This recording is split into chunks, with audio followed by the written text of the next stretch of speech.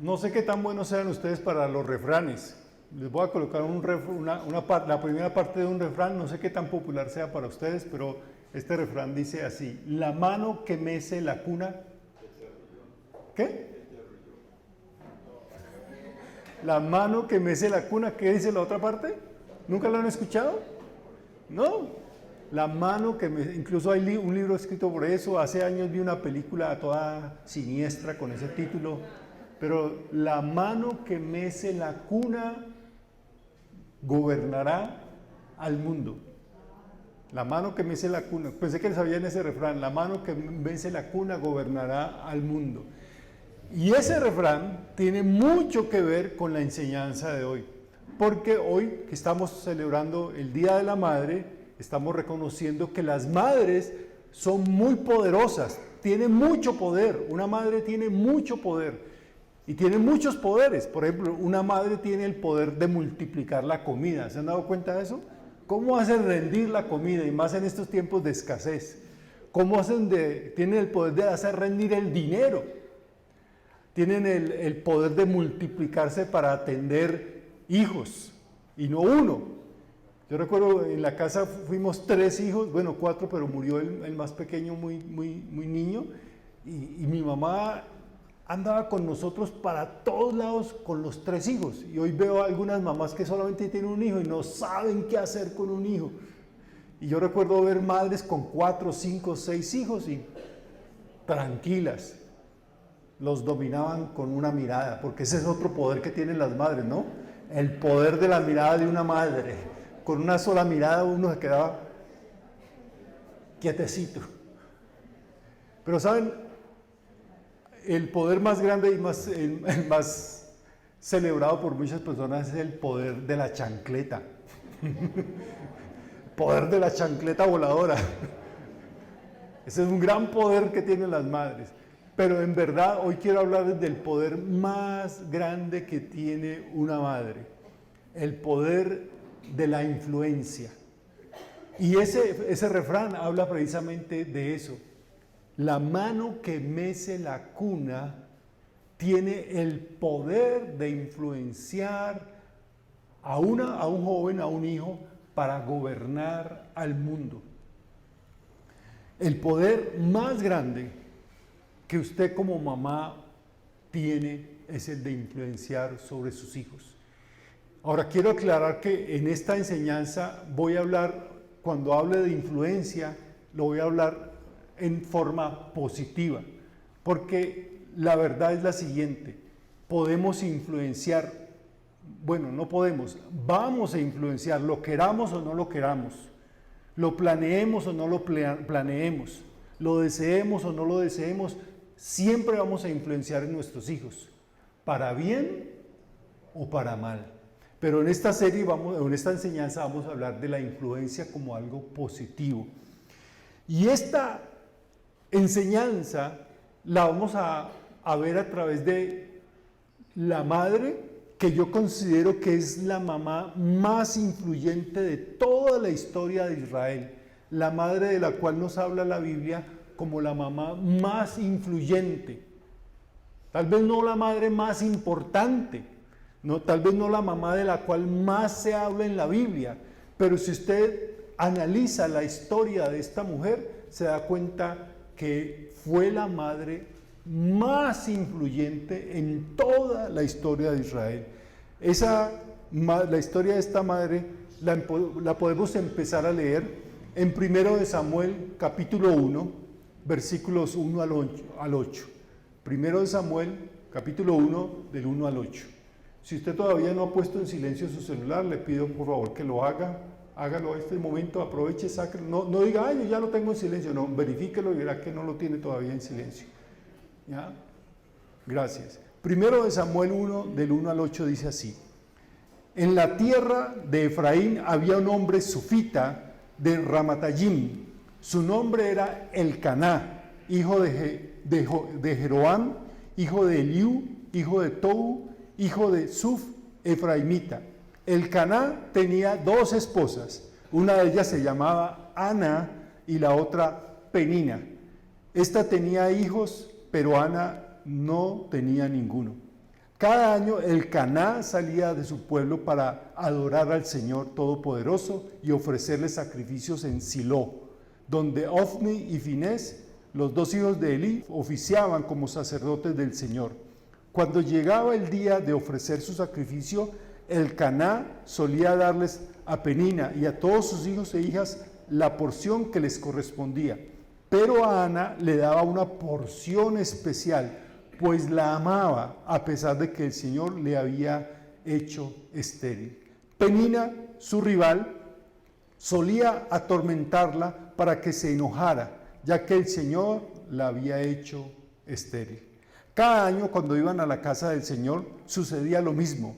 Penina la atormentaba hasta que Ana se ponía a llorar y ni comer quería. Entonces el Caná, su esposo, le decía: Ana, ¿por qué lloras? ¿Por qué no comes? ¿Por qué estás resentida? ¿Acaso no soy para ti mejor que 10 hijos? ¿Cómo una mujer en estas condiciones pudo llegar a convertirse en la madre más influyente en Israel? Ana, ese es el personaje de hoy. Ana era víctima de un sistema donde las mujeres eran valoradas solamente por su capacidad de producir hijos, no hijas, sino hijos. Una mujer era valorada por eso, si era una fábrica de hijos. Y lo triste es que las mujeres aún hoy en día siguen siendo víctimas de presiones y estereotipos culturales, estándares de lo que debe ser bello. Esto es ser bello. Entonces, por eso las mujeres hoy en día, muchas mujeres piensan que si no cumplen con los estándares culturales de lo que es bello, entonces no son valoradas. O no, las mujeres son encasilladas en ciertos trabajos, ciertas profesiones. Ese trabajo no es para mujeres, esa profesión no es para mujeres, eso no lo hacen las mujeres. Las mujeres no estudian tales o cuales carreras.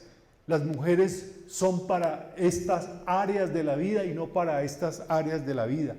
Y tienen cierta marginalidad en lo político, en lo civil, en lo social, en lo educativo, en lo laboral y en la iglesia, en lo religioso también.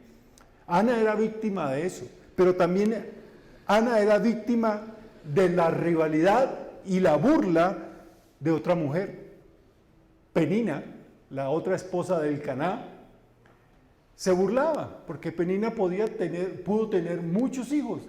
En cambio, Ana, año tras año, deseaba tener un hijo y no lo tenía. Y Penina se burlaba y la atormentaba. Y también Ana era víctima de sus emociones, de sus sentimientos de no ser valorada, aceptada, escuchada por Dios y comprendida por su esposo. Entonces, ¿cómo Ana se convirtió en una mujer tan influyente, en una madre tan influyente? Y la primera razón que encontramos en la Escritura es esta. Ana se enfocó en confiar en Dios. Enfóquese en confiar en Dios si usted quiere convertirse en una madre influyente, que da la mejor influencia para sus hijos e hijas. Enfóquese en confiar en Dios. Ana se rehusó a hacer 3 cosas. Primero, se rehusó a responder a la burla y al menosprecio de Penina. ¿Notaron eso? Año tras año, vez tras vez, Penina se burlaba, menospreciaba, atormentaba a Ana, pero notaron que Ana nunca se enfrentó a Penina. Notaron que ella nunca peleó, no se agarraron de las mechas por un hombre o por la burla. Ella mantuvo siempre su dignidad. Sufría mucho, como lo hemos leído, pero nunca vemos a Ana peleando, perdiendo su dignidad. Lo segundo que Ana se rehusó fue a colocar a su esposo en el centro de su vida. Cuando uno confía verdaderamente en Dios, Dios está en el centro de la vida, no el esposo. Miren que el esposo viene y ve a Ana toda triste, llorando, compungida, y le dice, ¿es que acaso no es suficiente conmigo? Yo te doy todo, yo debería ser todo para ti, porque yo te amo, porque te doy la mejor porción de todo, porque conmigo tienes comodidades, conmigo no te hace falta nada. Pero ¿sabe qué rehusó Ana? Ella rehusó a hacer de su esposo el centro de su vida. ¿Qué aprendemos nosotros, o ustedes, mujeres, esposas, madres, de esa actitud de Ana? ¿No es verdad que muchas veces, hoy en día, hay mujeres que colocan a su esposo como el centro de su vida, a sus hijos como el centro de su vida? Y nos olvidamos de que Jesús fue claro en decir esto: el primer mandamiento es que amarás al Señor esposo, no, al Señor tu Dios. Si usted quiere ser una mujer, una madre de influencia positiva en sus familiares, en sus hijos, enfóquese en confiar en Dios primero que todo. También Ana se rehusó a darse por vencida. Ella persistió, oró, y fueron años clamándole a Dios por tener un hijo. Y aunque pasaron años y tuvo que esperar y sufrir el paso del tiempo y sufrir las burlas y el menosprecio, ella no se dio por vencida. Una madre que quiere ser influencia para sus hijos no se da por vencida. No dice, no, este pelado ya se perdió, esta muchachita ya se fue para el mundo, esta muchachita ya se la llevó el diablo. No renuncie, no se dé por vencida. Ana rehusó a todo esto. Lo que sí hizo fue confiar en Dios. Escuche lo que dice los versículos 9 y 10 de 1 de Samuel. Una vez estando en Silo, Ana se levantó después de la comida y a la vista del sacerdote Elí, que estaba sentado en su silla junto a la puerta del santuario del Señor. Con gran angustia comenzó a orar al Señor y a llorar desconsoladamente. Ana oró por un hijo. Ana siguió orando por un hijo. Ana persistió en orar por un hijo. Ana nunca renunció a confiar en Dios y por eso oraba a Dios por un hijo, clamaba a Dios por un hijo y lo hizo por años. Pero al parecer Dios no la oía, Dios no respondía a su oración. Y si usted se toma la molestia de leer la historia de las madres de la Biblia, usted va a encontrar que Ana fue la mujer que más deseó ser madre en toda la Biblia. Ni siquiera Sara, ni siquiera Raquel, ni siquiera Rebeca, ninguna de esas grandes madres, ni siquiera la Virgen María. Porque eso le llegó a ella así, ¡pum! Pero Ana, por años y años, deseó ser madre. Ana fue la mujer que más deseó y más oró por tener un hijo. Ahora, la pregunta es, eso duró muchos años. Pasaron muchos años de Ana orando, deseando, llorando y sufriendo por tener un hijo. La pregunta es, ¿por qué Dios hizo que Ana tuviese que esperar tanto tiempo para responder a su oración? ¿Por qué? Y la respuesta no está en que después de tanto tiempo de Dios estar escuchando a Ana ahí, ay, dame un hijo, y verla llorar, y bueno, vamos a darle un hijo. No es que Dios haya cambiado de parecer, sino que quien cambió fue Ana. Dios no cambió. Quien cambió fue Ana. ¿Y sabe cómo? ¿Por qué sabemos que la que cambió fue Ana? Miren los versículos, el versículo 11 del capítulo 1. Entonces, hablando de Ana dice, hizo este voto, estaba en oración y dijo, Señor Todopoderoso, si te dignas a mirar la desdicha de esta sierva tuya y si en vez de olvidarme te acuerdas de mí y me concedes tener un hijo varón, yo te lo entregaré para toda su vida y nunca se le cortará el cabello. Ana pasó de querer un hijo para ella y para satisfacer a su esposo a pedir un hijo para agradar y servir a Dios. Parece que todas las veces anteriores, todos los años anteriores, Ana había estado pidiendo un hijo para mí. Dame un hijo, quiero un hijo para que mi esposo, porque mi esposo espera que yo le dé un hijo. Y en este momento vemos a Ana que ella cambió no solamente su vida, sino que cambió su forma de orar. Ya digo, Señor, si me das un hijo, ese hijo no será para mí, ni para mi esposo.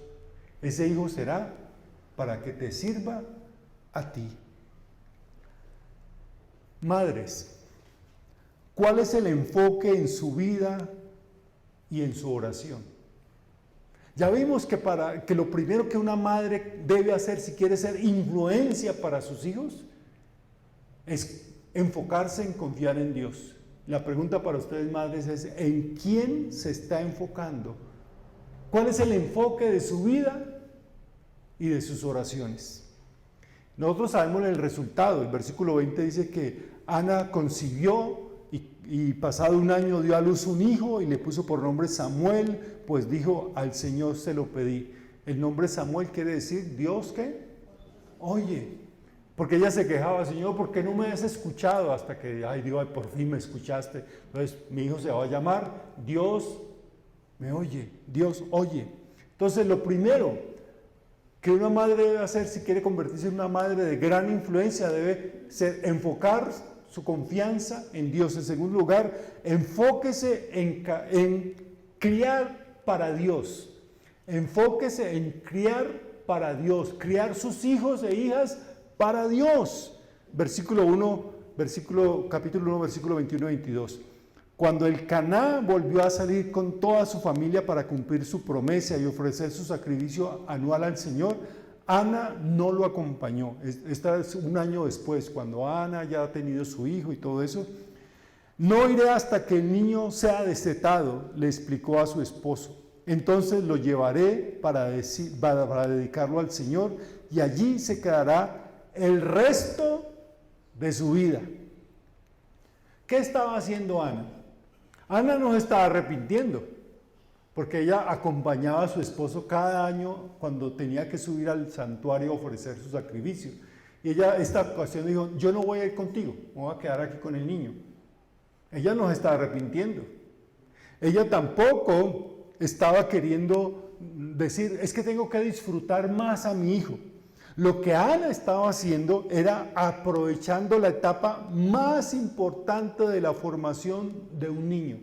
Miren, los expertos dicen que antes de los 5 años es la etapa más trascendental en la formación de un ser humano. En lo físico, en lo emocional, en lo relacional y en lo espiritual. Antes de los 5 años. Eso, lo que hagamos por nuestros hijos e hijas antes de los 5 años marcará el resto de su vida. Y Ana era una mujer sabia. Dios le dio la sabiduría de entender que ella tendría muy poco tiempo para dejar una huella, marcar a su hijo con la influencia de una madre. El destete, o sea, el dejar de amamantar al hijo en esa cultura, en ese tiempo, sucedía más o menos alrededor del 3er año. Ana, como una mujer sabia, dedicó esos primeros años a moldear la vida de su hijo. Y a veces nosotros como padres modernos del siglo XXI que creemos que no la sabemos todos porque tenemos internet, pensamos que esos primeros años los niños no entienden. Eso déjelo con la vecina, eso póngalo a dormir, eso déle la tablet o el celular para que se entretenga y no moleste. Y estamos perdiendo los mejores años en los que podemos influenciar para el resto de la vida a nuestros hijos. Ahora, pero eso no fue lo único que hizo Ana para moldear el carácter de sus hijos. Cuando llegó el momento, Ana lo llevó al templo, al santuario, y cumplió la promesa que le había hecho a Dios de dedicar a su hijo para que le sirviera, para que sirviera al Señor. Ahora, la pregunta, madres, es, ¿para quién está usted preparando a sus hijos para que los sirva? ¿Para que sirvan a quién está preparando a sus hijos? Hay muchas personas hoy en día deslumbrados por la cultura, muchos padres, muchas madres de familia deslumbrados por la cultura. Es que yo quiero que ella llegue a ser una gran cantante, una gran artista, como Shakira. Quiero que sea un gran futbolista, porque eso da mucha plata y da mucha fama. Creo que sea un buen reggaetonero. ¿Sí? Y tiene unas metas increíbles para sus hijos. Increíbles por lo descachadas, diría yo. ¿Para qué está preparando a sus hijos? ¿Para servir a quién? Una madre que quiere ser influencia positiva para sus hijos, lo primero que debe pensar es, voy a criar a mis hijos para que hagan lo que hagan con su vida, sirvan a Dios. Sirvan a Dios. No tienen que ser pastores ni misioneros. Bueno, si Dios los llama a eso está bien, pero en lo que estén haciendo, sea abogados, médicos, ingenieros, boleadores de pala, agricultores, meseros, lo que sea, sirvan a Dios. Y segunda pregunta, madres, ¿están aprovechando ese breve espacio de tiempo de los primeros años? ¿Están realmente aprovechando? Tenemos un desespero siempre nosotros como padres porque nuestros hijos crezcan. Ay, ¿cuándo irá a hablar? Y después que habla, ¿cuándo irá a callar? ¿Cuándo irá a caminar? Y cuando camina, hasta de riondito no se queda quieto. ¿Ya? Tenemos un desespero para que nuestros hijos crezcan. Y le aseguro, le habló un papá que ya vio crecer a sus hijas y anhelamos mucho tenerlas todavía pequeñas. Porque los tiempos fueron bonitos. Ahora también son bonitos. Pero esos tiempos son inolvidables cuando disfrutamos a nuestros niños. Porque muy pronto, muy rápido se van, ¿cierto, Yomaira? Y más por lo siguiente.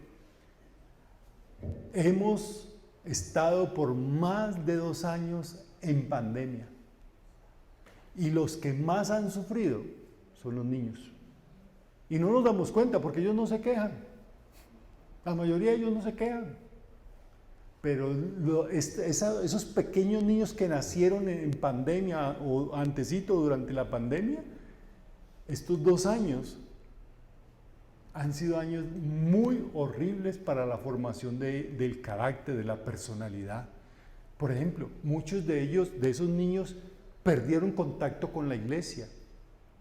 Para traerlos a la iglesia ya va a ser difícil. Va a ser difícil. Porque los primeros años se perdieron. Pero aún hay tiempo. Hay tiempo para orar, hay tiempo para entusiasmarlos, hay tiempo para darles ejemplo, hay tiempo para estar con ellos. Ahora, piensen el último que quiero que pensemos. ¿Cómo se imagina usted ese momento en que Ana va al santuario de Silo a dejar a su hijo Samuel, sabiendo que lo va a dejar para toda su vida.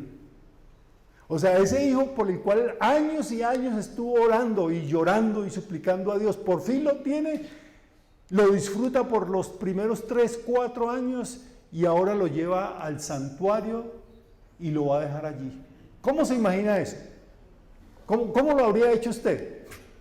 Piense, mamá, ¿qué hubiera hecho? ¿Estaría feliz? ¿Se acuerda cuando dejó a su hijo o a su hija la primera vez en el colegio? ¡Ah!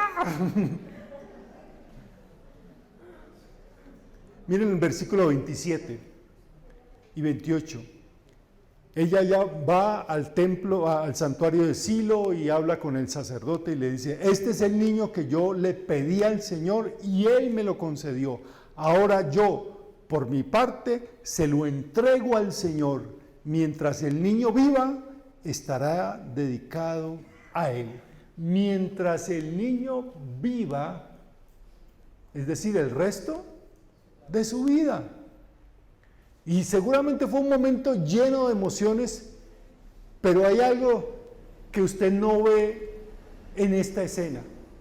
No verá a una madre llorando, despidiéndose de su hijo. No lo ve. No lo ve. Usted dirá, pastor, pero seguramente es que ahí faltó que lo escribieran. No lo ve. Y le voy a decir cómo, porque lo sé yo. Y sabe otra cosa que no va a ver. No va a ver a un niño agarrándose de las faldas de la mamá. ¡Ay, mami, no me deje aquí! Sí, había mucha emoción, muchos sentimientos, pero no encontramos lágrimas en una madre que se separa de su hijo, ni lágrimas en un hijo que se separa de la madre. En lugar de eso, ¿qué hay? El capítulo 1 de Primero de Samuel termina con eso, con esa escena de la madre dejando a su hijo. ¿Y sabe cómo empieza el capítulo 2 de Primero de Samuel? Con un canto de alabanza. Miren cómo empieza el capítulo 2 de Primero de Samuel. Esto es lo que llama el canto de Ana. O sea, Ana no se puso a llorar, ¿se puso a qué? A adorar. Y dice, mi corazón se alegra en el Señor, en Él radica mi poder. Puedo celebrar su salvación y burlarme de mis enemigos. Nadie es santo como el Señor, no hay roca como nuestro Dios, no hay nadie como Él. Y le pido que vaya en su casa y se lea esos 10 primeros versículos de Primero de Samuel capítulo 2, el canto de Ana.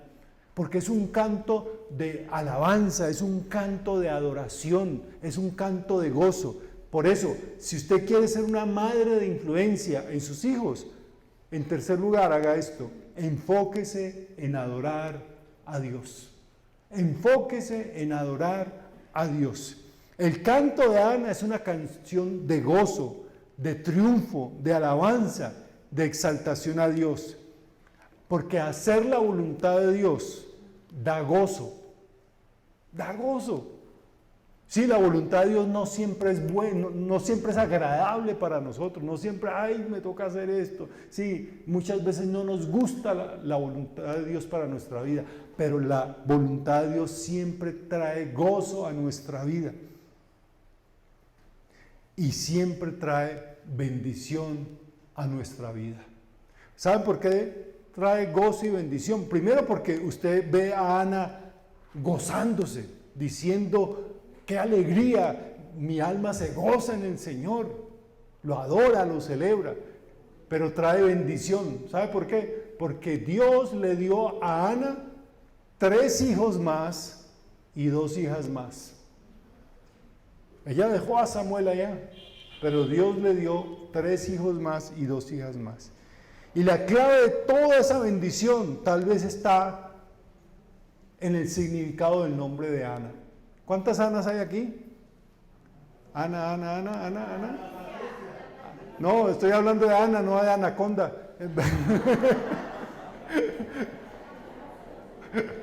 Es la que yo la quiero mucho. ¿Sabe qué significa el nombre Ana? No sabe. 58 años con ese nombre y no sabe cómo. Ana significa gracia. Gracia. Y eso es lo que ella experimentó en su vida. La gracia de Dios que la escuchó, la gracia de Dios que le contestó la oración, la gracia de Dios que pudo ver un hijo y otros hijos, la gracia de Dios que le dio la fortaleza de dedicar su hijo al Señor. La gracia de Dios es lo que hace también de una madre influyente. Nosotros entendemos que Dios hizo esperar a Ana todos esos años, porque la estaba moldeando hasta que ella llegara a ser la madre del gran líder que su hijo llegó a ser. Su hijo, Samuel, llegó a ser la persona más influyente en el pueblo de Israel, porque, ahora lo vamos a ver, desarrolló un papel muy importante. Pero si Ana no estuviese preparada para entregar a su hijo y en cambio hubiera retenido a su hijo, no le hubiera permitido a su hijo ser usado por Dios como Dios usó a Samuel.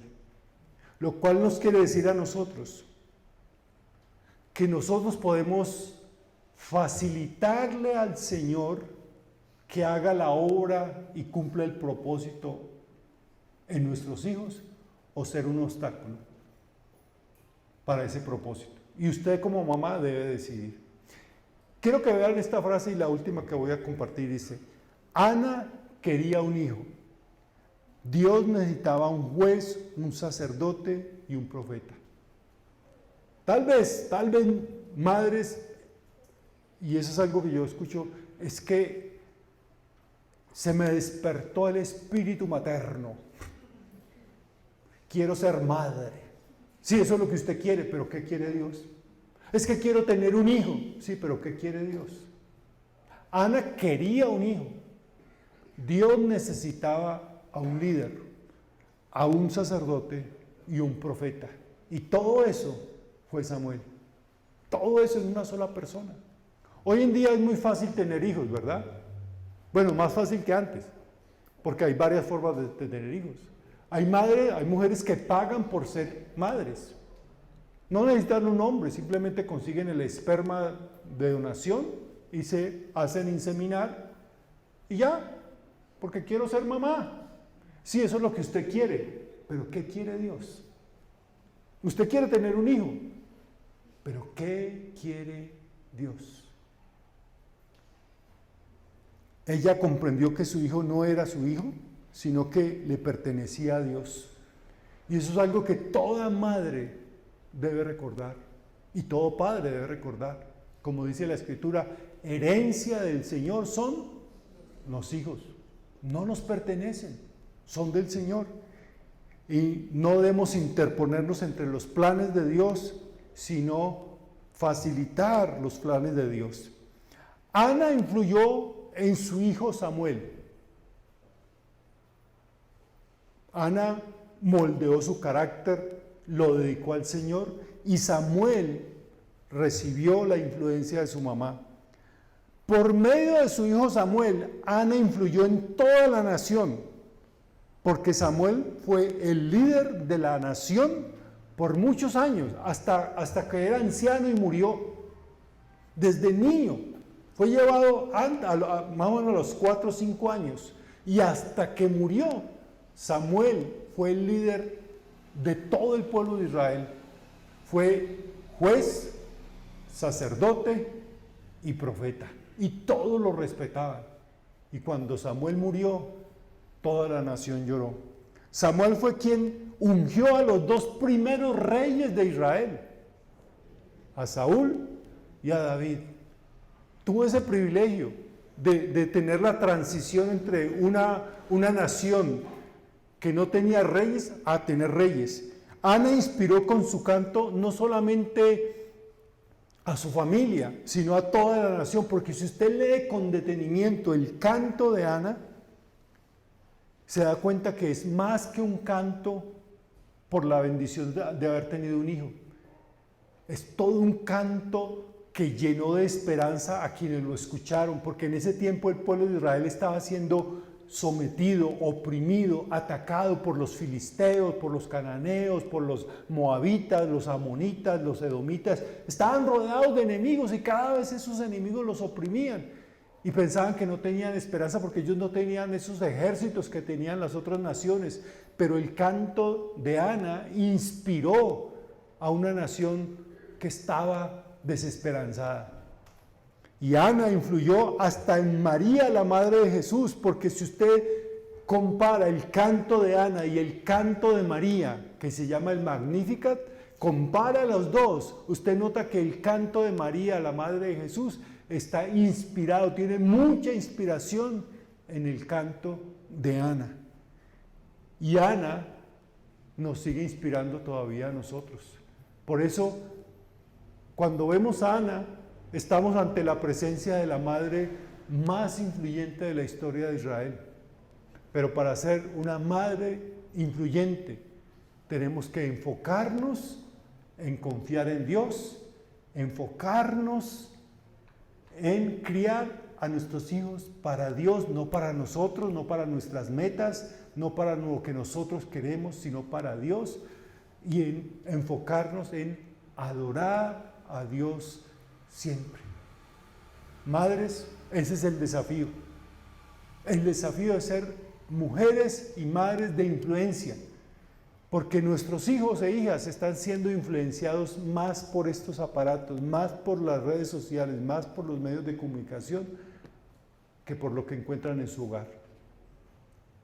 Y no debemos permitirlo, porque si no, no solamente vamos a sufrir como padres, sino que ellos van a sufrir en su vida.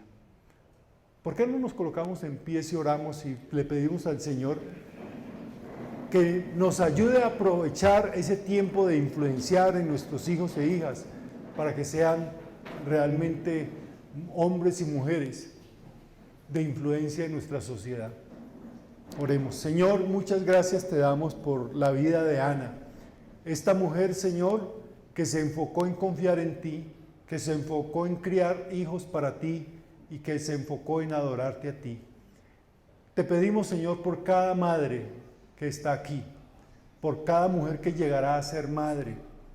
Dios, te rogamos que tú traigas sabiduría, que tú traigas la capacidad de comprender a cada una de ellas la necesidad de confiar en ti, solo en ti, de enfocar toda su esperanza, toda su confianza, todo su amor, toda su crianza en ti, Señor.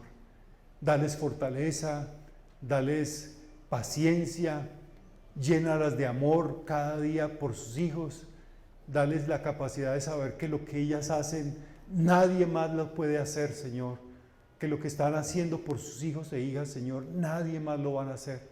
Por eso, llénalas de tu amor, de tu sabiduría, dales la capacidad de traducir tu palabra, tu amor, tus caminos para enseñarle a sus hijos, Señor. Te damos muchas gracias por cada una de ellas y gracias por la influencia de las madres, de nuestras madres en cada uno de nosotros. Recibe toda la honra y la gloria en el nombre de Cristo Jesús. Amén. Amén.